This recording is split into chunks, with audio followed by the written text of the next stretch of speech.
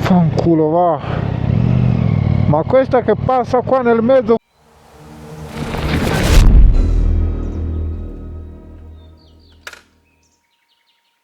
Hai, salutare voi, oameni buni. Ne vedem tocmai după 2 săptămâni de când nu am mai postat, pentru că pe aici pe la mine au fost tot felul de ploi, furtuni, uragane și n-am putut să ies. Astăzi facem doar așa, o plimbare cât de cât scurtă, pentru că vreau să mai fac o probă cu microfonul, să văd dacă mai prinde atât de mult vânt ca înainte, pentru că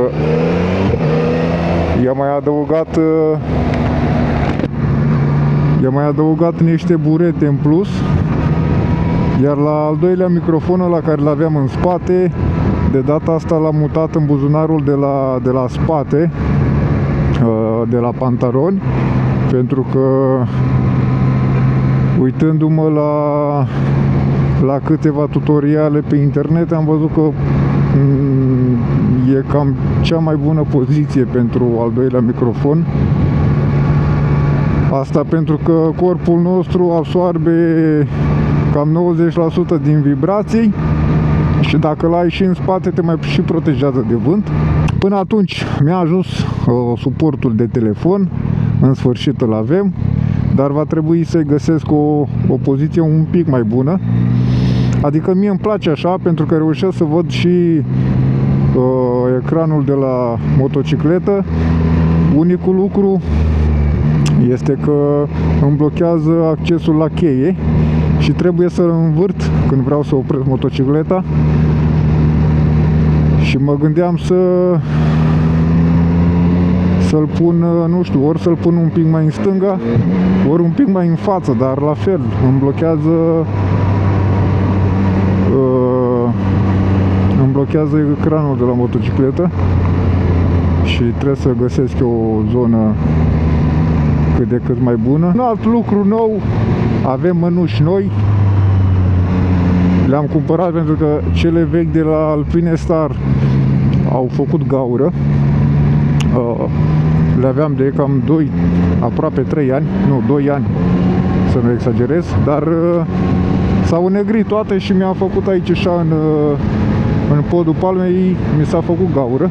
Da, anul ăsta vreau să fac câteva îmbunătățiri la motorișca asta. Am zis că vreau să să-i schimb toba.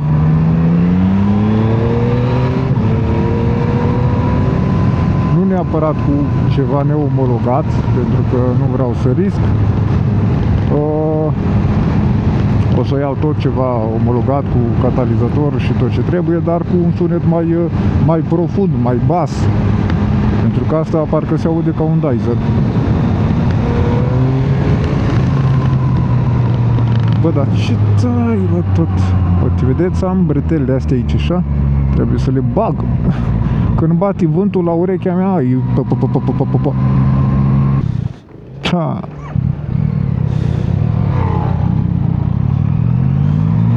Mi s-a oprit motor. Cum să te faci de rușine? Hai noroc, stai că s-a în a doua și în a doua nu merge. Am descoperit o schemă. Când intru în zone din astea de controale, pentru că aici în curbă o să fie un autovelox din ăla care face poze și limita de 50, îl pun pe cruise control la 50-52, că până la 54 am limită și las singur, nu mă mai chinui. Uite, o vedeți? Aici în față, ceapa mamei de cameră. De aici putem să-i dăm. Bă, uneori nu știu, îmi vine să-i salut pe ăștia cu GS. Uneori îmi vine să nu-i salut, pentru că de multe ori, adică nu că am ceva cu ei, Doamne ferește, pentru că cunosc oameni cu GS și foarte de treabă. dar de multe ori nu salută. Adică, și nu vorbim neapărat de GS, cât despre ăștia cu motociclete de adventure, din astea mari, vezi așa. Sunt și aia care salută, dar sunt mulți care nu salută. Și când văd că vine unul, să așa, nu știu, să ridic mâna, să nu ridic mâna. Uneori mai ridic așa degetele de pe ghidoni și fac specie din asta. Dacă vede, vede, dacă nu... Că nici nu vreau să par eu prostul salut și nu sunt băgat în seamă, ca și cum ai întinde mâna la unul și te lasă cu mâna întinsă. Dar nici să mă salute omul și să nu salut, știi? Mi-ar părea rău. Uite, ăsta m-a băgat în seamă. A ridicat alea cu două degete. Uite, ăsta, hai noroc, vezi? Și ăsta avea adventure. Oh my god, oh, Ferrari! Oh, de unii Ferrari mai furați. Atâta logo. Signora!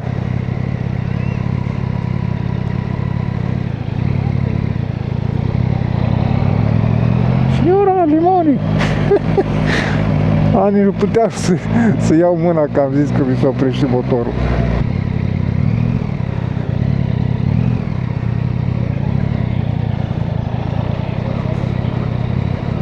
Mi-a crescut temperatura cu vreo 20 de grade.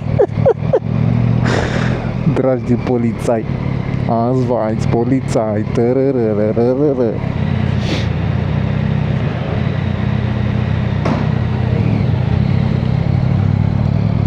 Că cazzo fai? Ma cazzo vai? Ți-am dat mesaj, te-am văzut la rotundu. Dove vai? Una la o cafeală. Hai la un șpriț. Ia-o drept și giră per Viale Dante, te arrivo. Ma se poate intra? A sinistra, sì, per entrare a Viale Dante, prima di arrivare al mare. Ok. Ia-o Unii- încet, mă vezi. Unii Conad ăla sau ce-i?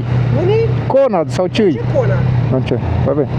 Este il manettino cucinetto, vieni piano piano.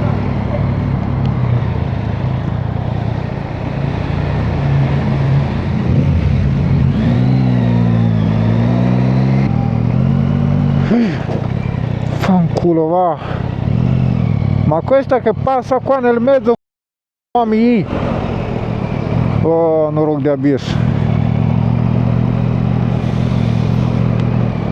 Mongoloidul ăsta că îi dă precedență lui aia care trece pe mijlocul străzii, mătii, cu Citroenul lui măta. Dați așa, uite-l ălea, că mă pune frână și nu știi de ce pune frână. Dă-te